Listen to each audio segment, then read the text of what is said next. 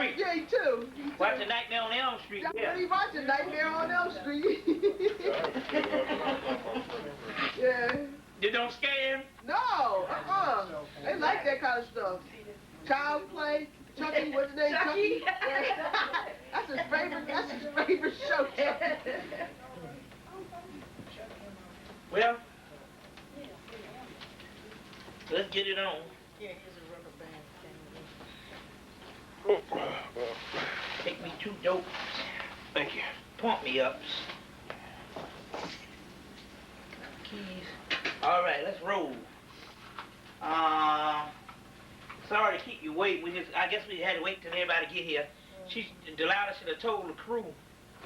When they say 2, this is extended CP time. Everybody, you say 2, they'll get there at 3. But here in Philly, 5. you say 2, they get there at 5. So, take your time next time. Yeah. I thought it was 2, but I called. Yeah, so, Chaos Killer people's time. So I said double time, so But this is interesting. You got it on? Yeah. It's interesting because I was talking to this guy and he was saying, well, hell, it's not just colored people time. They say that even white people, the ones up north, like in Russia, Germany, and that their own time. But if you go closer to the sun, like Rome, Greece, and that these white people are just as slow. Even in France, it slows down a little bit more than it does up north. So got something to do with the cold. Yeah. You see, so being on, so the colored people's time is literally the accurate way it is supposed to be, also too. So that's interesting. They said that the Italians are real slow, just like us. You see, but then again, they got some of that in it too. So that, that still ain't saying that But that's very interesting. This is open. First of all, what we want to do is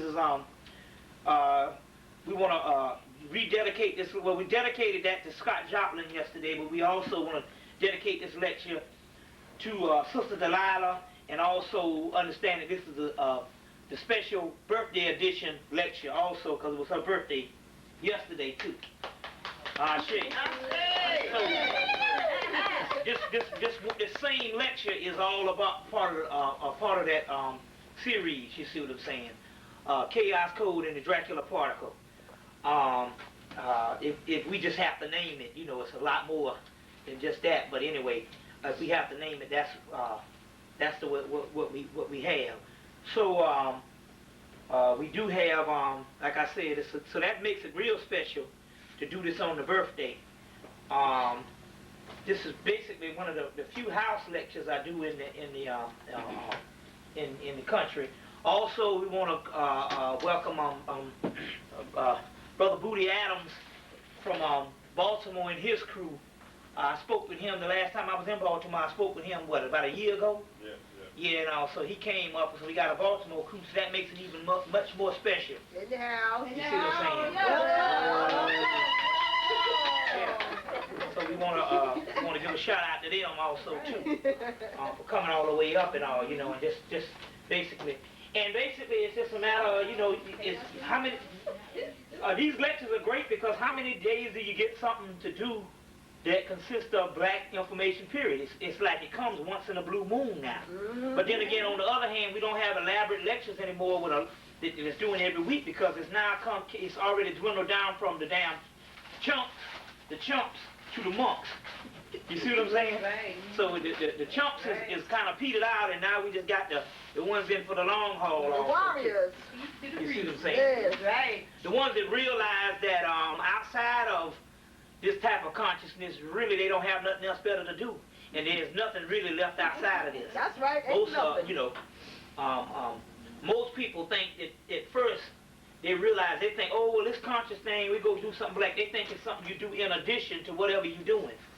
But as you go on and you find out that life is pretty much going to be fucked up from now on, and it ain't going to get too much better than that, because it doesn't supposed to, and all, then you will realize and all that, and the only thing you do have is consciousness.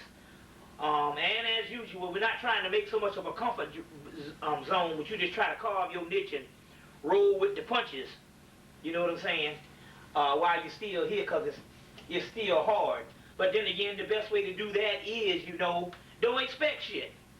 Just, what is. So me, I accept my oppression. What is, I accept my oppression, So, because I don't expect much,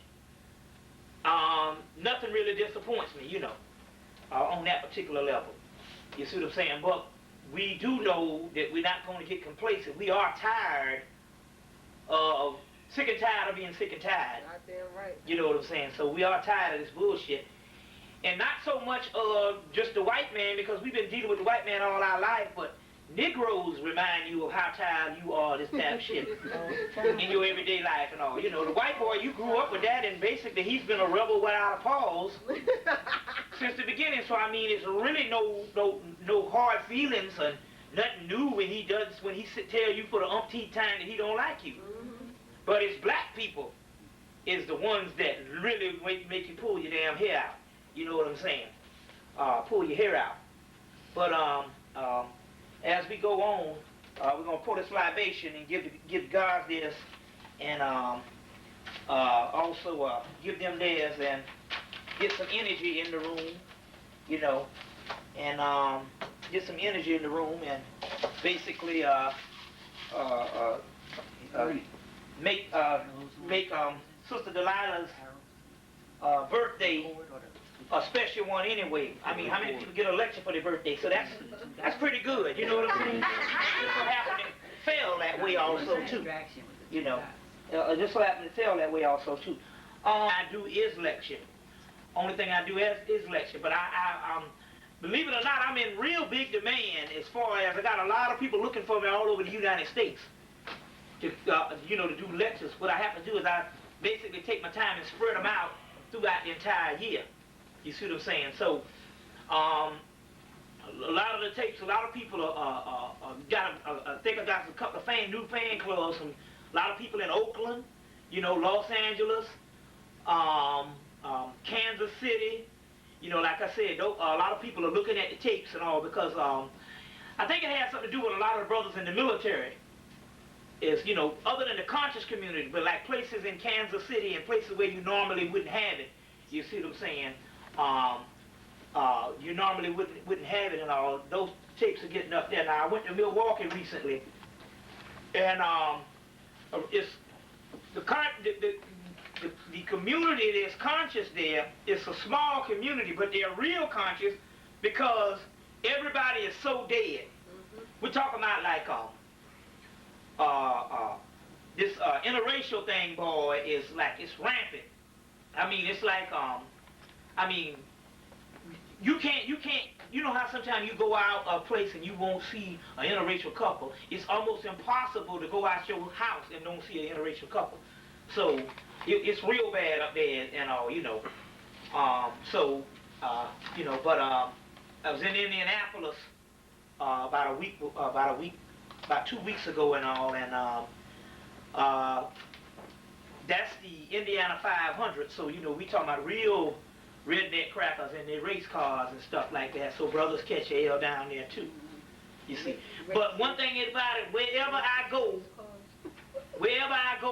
black people have the same problems, and it's almost like never ever leaving Atlanta. You see what I'm saying? Never leaving Atlanta. The misfortune about Atlanta, it does have because it's a bigger city, it does have a bigger conscious community, but they're spread out. So it's about like here in Philadelphia. But on the other hand, we're talking about the majority of the people is civil rights all-stars. You know what I'm saying? And fucking Kentucky Fried Chicken eating church-going people. So the majority of the people, man, are just, literally civil rights all-stars. Which is going to say they have taken this King thing to a conspiracy, and I realize now the reason why they want to do this. They give you Martin Luther King over about 800 different ways, and they do that for a reason, because what they're trying to do is they want to try to corner the market with consciousness, whereas they're trying to put a certain figure in all people's heads. most dead black people and white black people, white people, they're trying to put this thing of Martin Luther King so you would think in actuality that there's nobody ever did anything outside of Martin Luther King. So what we're talking about here is a global conspiracy to, a global conspiracy to give you Martin Luther King so much until it literally clouds out any other aspects of what you call it, black leadership. So basically, outside of the black community, outside of the conscious community, and outside, and you got and most dead Negroes and most white people, literally, they think that Martin Luther King is literally the entire race. You see.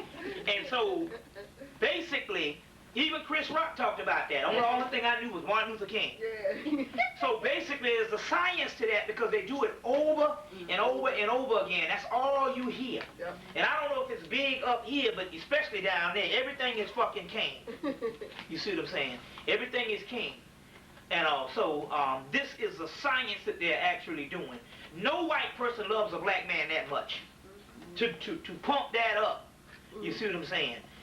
This man is getting, I mean, all types of forums, all types of things talking about damn King. Fuck King.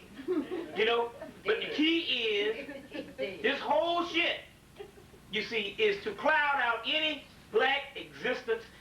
And it's basically what it is. It's a government program, or it's a world global conspiracy that literally you got 40 million people, and basically you don't see them doing nothing but Martin Luther King, and basically what was he, a beggar? You see what I'm saying? You see, this whole thing goes right back and fits this whole global conspiracy of the way other people view you outside of the damn country and say these people, only thing they ever had was Martin Luther King. You see, so that's real big down in Atlanta.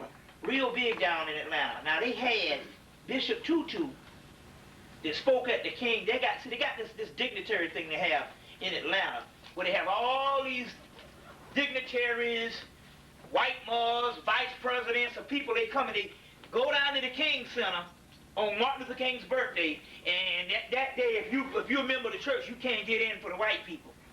And they literally tell you can't get in. You see what I'm saying? You gotta be top bourgeoisie and top crackers to get up in there, 'cause you know.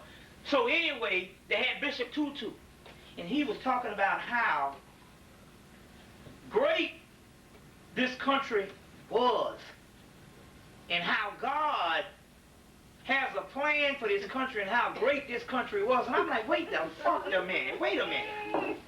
What the fuck is going on here? Does this man read his own Bible? I mean, even if you read your own Bible, that goes against all laws of what you say you believe in. Well, they tell you in the last days it's going to be fucked up everywhere, but especially America. Here it is. Now, here, how you going to say, you know the last days is to the point where it's going to be so messed up so you can't tell heads or tails, and yet the greatest empire of that evilarchy, America, you call the greatest country. You know? And so what it is this science based on the greatest country on earth is another thing. It's a form of mind control. You take a child and you tell him the greatest country on earth all his life. You see what I'm saying? You can literally go and blow up the sun, and this still would be the greatest country on earth. If you just give them one half-assed excuse. The people are willing to believe the lie than the truth, because it's a form of the mind control. You know, it's like nobody wants their mama to be a hoe, even though it might be evident, or your father being a doggone homemonger. You see what I'm saying? Although it might be evident. You see what I'm saying? You know how children suppress things in the back of their mind for years. You know, the father molested them. You know what I'm saying? And they literally block it out. You know? And you got to go to a psychiatrist to dig in the brain to bring out all this shit. You know what I'm saying? And they go, yeah, I remember somebody feeling me. Yeah, I thought I smelled something. Yeah, and the shit start coming close, and yeah, they had a whole damn rate of that shit going down. So my point is the people suppress things, and you know, on the other hand, that everybody in this country is crazy because no matter what this country does, the people, because they have been this thing has been put in their head, this mind control since they were a child, and this is the greatest country on earth, they suppress it the same way the doggone rape victim does. They literally wipe it out. And so when so anything that constantly occurs, the government don't have to worry about it. They're not going to bring it to the forefront and deal with it as so-called citizens, because all the government has to do is to give the excuse. You know what I'm saying? Is to give the excuse. So it's the same as the woman that's getting beat up by the man, to the point whereas all he needs is a great enough excuse and no intervention from the outside. You see, and she'll stay there for 30, 40, 50 years. Right. She will not, and as a matter of fact, it'll be a thing, if you know anything about an abused people, it basically, they'll be there for life if it wasn't for some outside intervention. You see what I'm saying? Some outside intervention. So you go and get the movie George Orwell, 1984, and the one from there's one from 1984 that came out in 1948. Then there's the George Orwell 1984, Richard Burton's last movie right before he died, that came out in 84. Oh.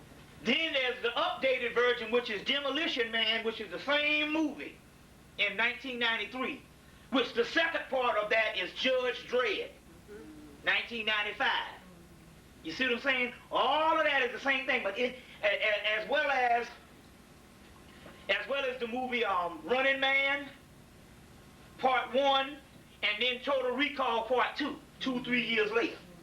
The key is, in the movie, the guy said, Richard Burton is telling the guy after he caught her for having sex. He said, look, he said, the only thing that you will look forward to in the morning is my fucking boot in your face. He said, basically, I'm going to put my boot in your face so much until you will literally look forward to it in the morning. You will look forward to where you take a person and dehumanize them. Right. That's Mein Kampf, and that's the main thing what Hitler and them was dealing with. The same pimp treatment. You dehumanize a person to the point and humiliate a person to the point until that person feels alienated when he's not a part of the system. That's right. And so what happened was he would do anything, you see what I'm saying, including putting the boot in his face every morning, as long as he's included. You get where I'm coming from? Uh-huh. As long as he's included. And everybody know this.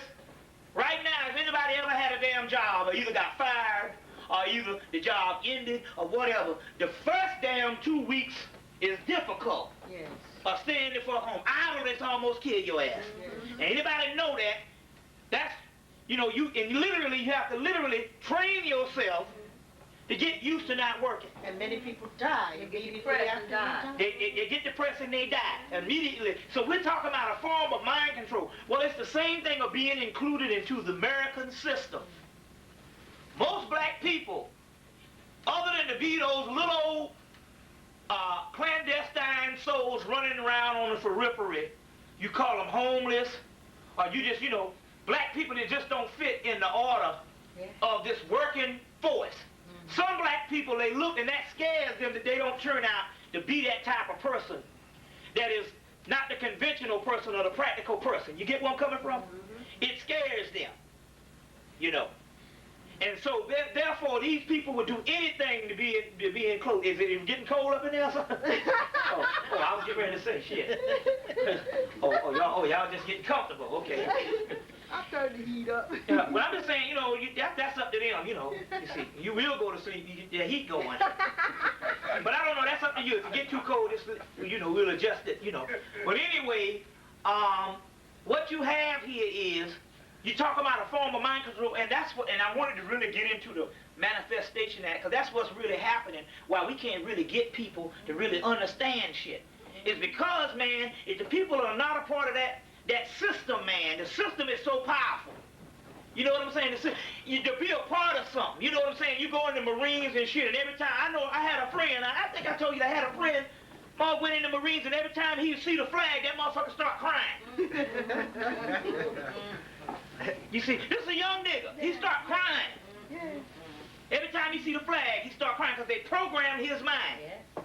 And programmed his mind. Now, there's a brother that live up the street from me. his tour muster was up, because, you know, they're throwing niggas out of the army. You see what I'm saying? So I guess that he didn't get the lieutenant thing or whatever the deal is, and so, or whatever it does to take. And they throwing the majority of them out, but he was in the Marines.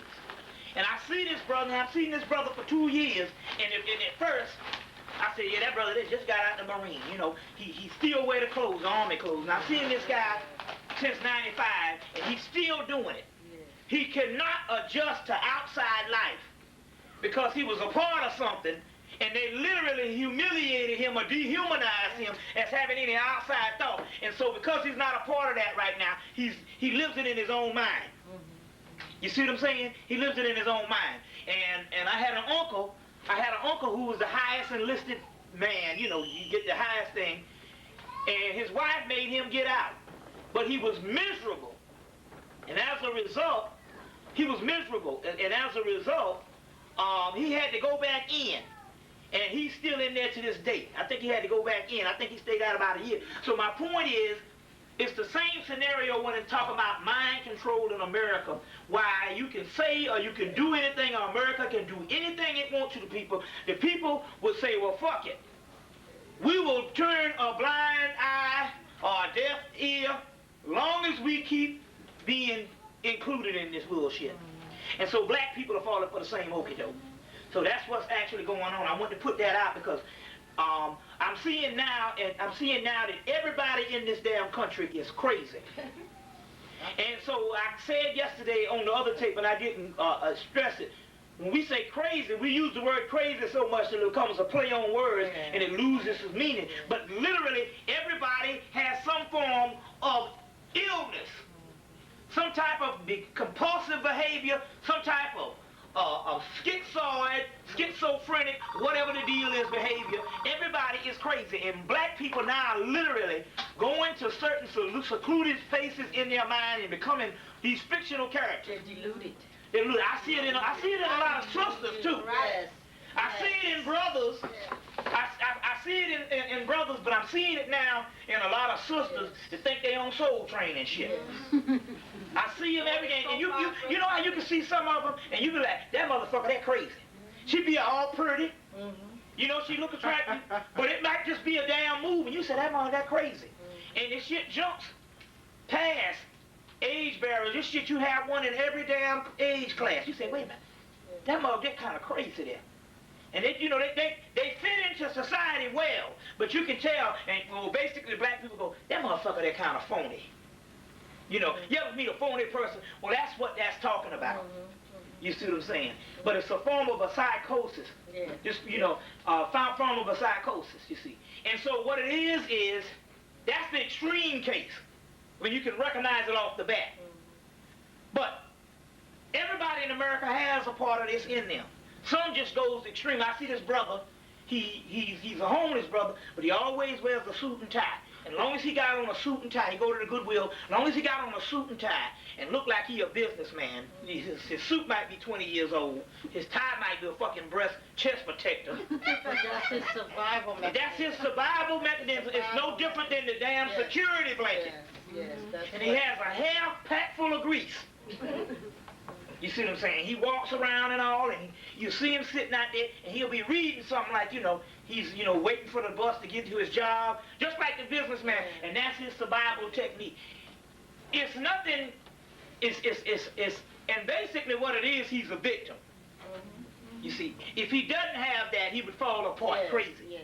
So my point is, you know, and so some of the sisters, it's the same thing, whereas it's the same thing based on the whole sexual thing, or you go in the mall, if you go to Lenox Square Mall, which is just a fabulous mall down in Atlanta, you go there on a damn Saturday, it's a show.